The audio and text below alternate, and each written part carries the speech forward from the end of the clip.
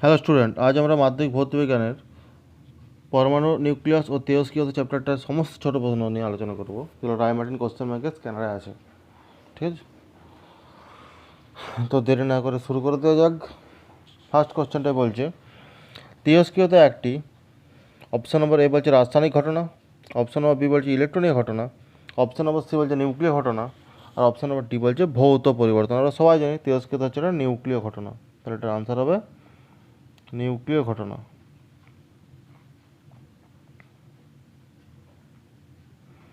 তেজস্ক্রিয়তার এসে একটা হচ্ছে বেকারেল হবে, বেকারেল। ঠিক আছে, কোনো মৌলে নিউট্রন ও প্রোটন সংখ্যার অনুপাত, কোনো মৌলে নিউট্রন ও প্রোটন সংখ্যার 1.5 বেশি হলে সেই মৌলটিকে বলা হয় তেজস্ক্রিয় মৌল, সেই মৌলটিকে বলা হয় তেজস্ক্রিয় মৌল। ঠিক আছে, আলফা রশ্মি হলো helium double plus ion, helium double plus ion. তেজস্ক্রিয় মৌল থেকে নির্গত বিটা রশ্মি হলো ইলেকট্রনের স্রোত, প্রোটনের স্রোত, নিউট্রনের স্রোত, তড়িৎচুম্বকীয় তরঙ্গ, ইলেকট্রনের স্রোত। 6 নম্বর বলছে বিভিন্ন প্রকার তেজস্ক্রিয় বিকিরণের মধ্যে তড়িৎচুম্বকীয় তরঙ্গ হলো গামা রশ্মি, তড়িৎ ক্ষেত্র দ্বারা বিচ্যুত হয় না, এটাও গামা রশ্মি। আলফা বিটা গামা রশ্মির মধ্যে গ্যাসকে আয়নিত করার ক্ষমতার সঠিক ক্রমটি হলো alpha greater than beta greater than gamma. একটি তেজস্ক্রিয় মৌলের নিউক্লিয়াস থেকে কোন প্রকার কোনো নিঃসরণের ফলে ওই মৌলটির সমস্থানিক সৃষ্টি হবে? ডবল হতে হবে, আলফা ডবল বিটা হতে হবে, তাহলে সমস্থানিক হয়ে যাবে 2 আলফা আর 4 বিটা। এটা তেজস্ক্রিয় পরমাণু থেকে বিটা নিঃসরণের ফলে উৎপন্ন পরমাণুর ভর সংখ্যা বাড়ে, পারমাণবিক সংখ্যা বাড়ে, এটা উত্তর হবে, পারমাণবিক সংখ্যা 1 বেড়ে যায়। আলফা কণায় একটি প্রোটন একটি নিউট্রন, একটি প্রোটন দুটি প্রোটন দুটি নিউট্রন একটি ইলেকট্রন। আলফা কণা মানে হচ্ছে হিলিয়াম আয়ন, হিলিয়াম যে আয়নটা সেটা হচ্ছে আলফা কণা। 2 আর 4 মানে দুটা প্রোটন থাকে আর দুটা নিউট্রন থাকে, তো দুটি প্রোটন আর দুটি নিউট্রন। তারপরে ক্যান্সার চিকিৎসা ব্যবহৃত করা হয় তেজস্ক্রিয় কোবাল্টকে ব্যবহার করা হয় ক্যান্সার চিকিৎসাতে, তেজস্ক্রিয় কোবাল্ট। A92 X92A তার থেকে ওয়াই Z228 তৈরি হয়েছে, একটা আলফা কণা বেরিয়েছে। তাহলে এ আর জেটের মধ্যে মান কত হবে? তাহলে সম্পর্কটা এরকম, আলফা কণা যদি বেরোয় তাহলে A-4 সমান 228 হওয়া উচিত, মানে এর মানটা 232 হবে। ওই দিক থেকে 92 - 2 সমান জেড হওয়া উচিত, বা জেড সমান হবে 90। তাহলে এটা হচ্ছে 232 আর জেডটা হচ্ছে 90 হবে। অপশন নম্বর এ তে উত্তরটা আছে এটা। তারপরে RA88 226 তেজস্ক্রিয় পরিবর্তনে RN86 222 পরিণত হয়েছে। নির্গত কণা হলো কত? উপরটা দেখো 4 কমেছে, নিচটা দেখো 2 কমেছে, মানে নির্গত কণাটা হবে আলফা কণা। নিউক্লিয় সংযোজন বিক্রিয়া কোথায় ঘটে? হাইড্রোজেন বোমা, পারমাণবিক বোমাতে, পৃথিবীর অভ্যন্তরে, সূর্য হবে। নিউক্লিয় বিভাজনের ক্ষেত্রে ভারী নিউক্লিয়াসকে আঘাত করা হয় তাপীয় নিউট্রন দিয়ে। নিউক্লিয় বিভাজনের ক্ষেত্রে আদর্শ প্রক্ষেপক হলো নিউট্রন, প্রক্ষেপক মানে যেটা ছোড়া হয় আর কি। পরমাণু চলিত ভারী জার কিসে ব্যবহার? এটা হচ্ছে মডারেটর হবে। মডারেটর মানে ইলেকট্রনের উৎপন্ন নিউট্রন যেটা উৎপন্ন 3টা, ওইটা দুটা নিউট্রনকে নিষ্ক্রিয় করে দেয়। নিউক্লিয় বিভাজনে যে নিউক্লিয়াসটি ব্যবহৃত হয় তা হলো, নিউক্লিয় বিভাজনে কোন নিউক্লিয়াস ব্যবহার করা হয় এটা বলতে চাইছে ওরা, ইউরেনিয়ামটাই হবে। তারপরে ভিএসএ আছে অতি সংক্ষিপ্ত।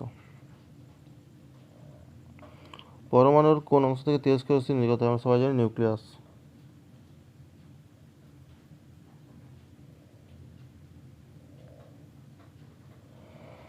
একটি প্রাকৃতিক তেজস্ক্রিয় মৌলের নাম লেখো।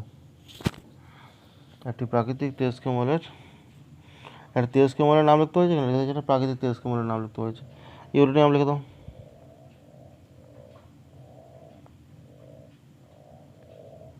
ইউরেনিয়াম। আধানবিহীন তেজস্ক্রিয় রশ্মি হচ্ছে গামা রশ্মি, গামা রে।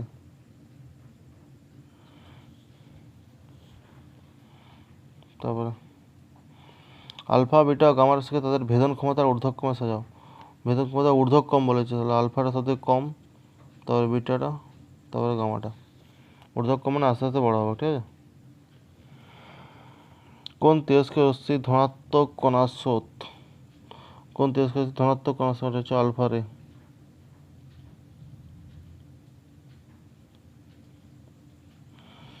কোন তেজস্ক্রিয় পরমাণু থেকে কোন তেজস্ক্রিয় রশ্মি নিশ্চিত হলে পারমাণবিক সংখ্যা অপরিবর্তিত থাকে? এটা হচ্ছে গামা রে হবে।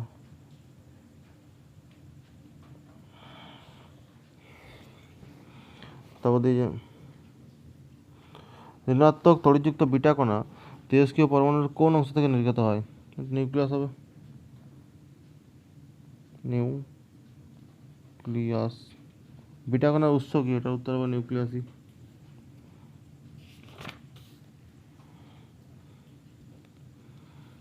তারপরে ভরের মানে নিম্নক্রমে সাজাও। নিম্নক্রম, আলফাটা সব থেকে ভারী, তারপরে বিটাটা, তারপরে গামাটা। তেজস্ক্রিয় রশ্মিগুলির মধ্যে কোনটির ভেদন ক্ষমতা সর্বাধিক? সবাই জানি গামারে। গামারে সর্বাধিক হবে, ঠিক আছে। তারপরে পারমাণবিক চুল্লিতে কোন ধরনের নিউক্লিয় বিক্রিয়ার সাহায্যে শক্তি উৎপাদিত হয়? নিউক্লিয় বিভাজন। নিউক্লিয় বিভাজন, ঠিক আছে। তারপরে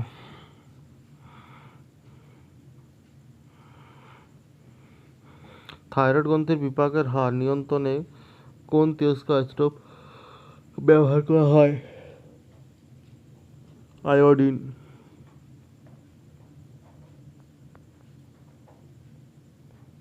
সংকেত লাগবে I-53 131। I-53 131। তার 12 নম্বর কোশ্চেন বলছে কোনো পরমাণু নিউক্লিয়াস থেকে গামা রশ্মি নির্গত হলে নিউক্লিয়াসটির ভর সংখ্যার কি পরিবর্তন হবে? গামা রশ্মি বলে আমরা সবাই জানি ভর সংখ্যা পরিবর্তন হবে না। তাহলে লিখে দেবে যে কোনো পরিবর্তন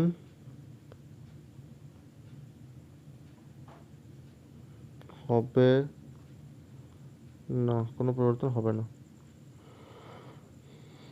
তারপরে তড়িৎ ক্ষেত্রে কোনো ঋণাত্মক প্লেটের দিকে তড়িৎ ক্ষেত্র কোন ঋণাত্মক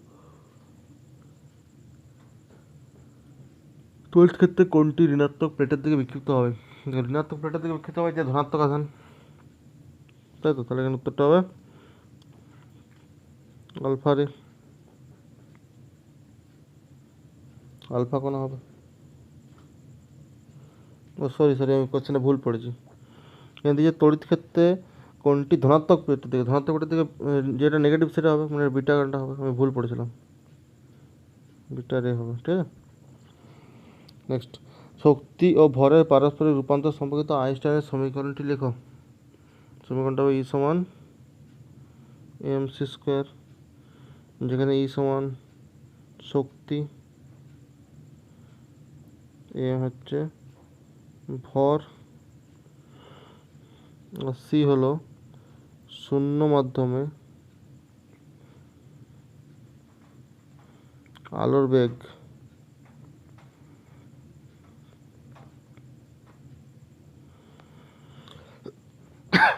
তারপরে নেক্সট দেখো,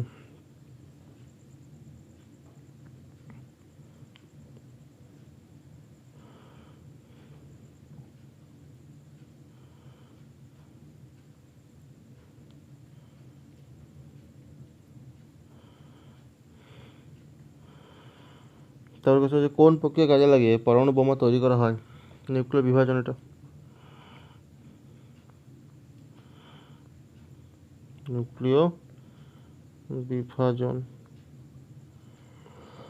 কোন ধরনের নিউক্লিয় বিক্রিয়া সূর্যের শক্তির উৎস? এটা নিউক্লিয় সংযোজন হবে। নিউক্লিয় সংযোজন, অথবা যে সূর্য কোন ধরনের নিউক্লিয় বিক্রিয়া একই হবে, নিউক্লিয় সংযোজন।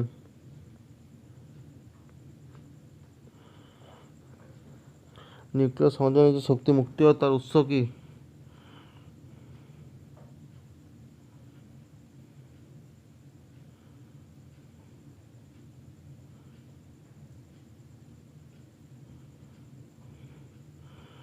নিউক্লিয় সংযোজনে যে শক্তি উৎপন্ন হয় তার উৎস কি?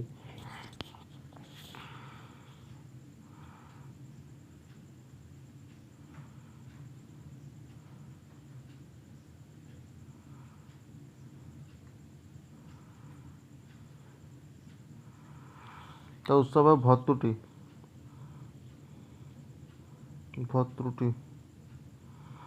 ঠিক আছে, নিউক্লিয় সংযোজনে শক্তি উৎপন্ন তার উৎস হচ্ছে ভর ত্রুটি হবে। নেক্সট,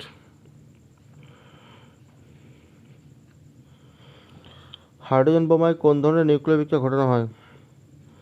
হাইড্রোজেন বোমায় কোন ধরনের নিউক্লিয় বিক্রিয়া ঘটানো হয়? এটা উত্তর হবে নিউক্লিয় সংযোজন।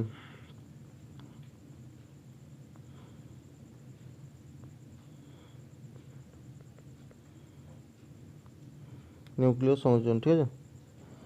তারপরে কোশ্চেন,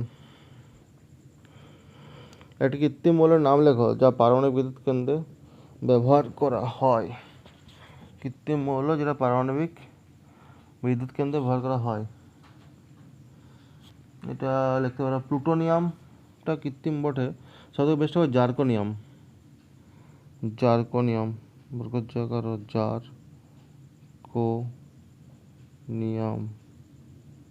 জার্কোনিয়াম বলতে পারো, এটা পারমাণবিক বিদ্যুৎ কেন্দ্রে ব্যবহার করা জার্কোনিয়াম। এটা বলতে পারো ভারী জল, যেটা বিদ্যুৎ কেন্দ্রে ব্যবহার করা হয়। এছাড়া ভারী জলটা বলতে পারো ডয়টেরিয়াম অক্সাইড D2O, যেগুলো হয় ভারী জল, এটাও কৃত্রিম মৌল একটা তৈরি করা হয়। নেক্সট, নিউক্লিয় বিভাজন বিক্রিয়ার একটি অপব্যবহার উল্লেখ করো। বিভাজন অপব্যবহার হচ্ছে নিউক্লিয় বোম। তারপরে নিউক্লিয় সংযোজনে যে বিপুল শক্তি উৎপন্ন তা কোন সূত্রে ব্যাখ্যা করা যায়?